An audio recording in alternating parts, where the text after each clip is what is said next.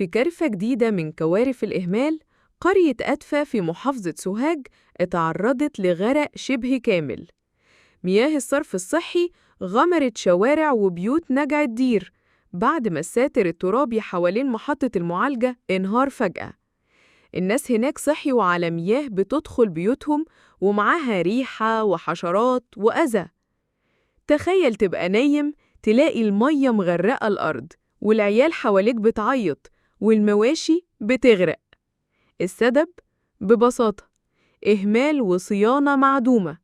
الساتر اللي انهار المفروض كان يتراجع ويتصلح من زمان، والأهالي قالوا إنهم اشتكوا أكتر من مرة، لكن محدش سمع.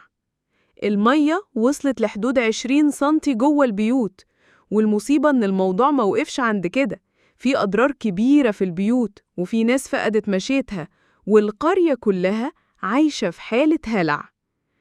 المحافظ طلع وقال هنحقق وهنحاسب، بس بعد إيه؟ بعد ما الناس غرقت؟ فين المتابعة؟ فين التأمين؟ الناس مش طالبين معجزات، الناس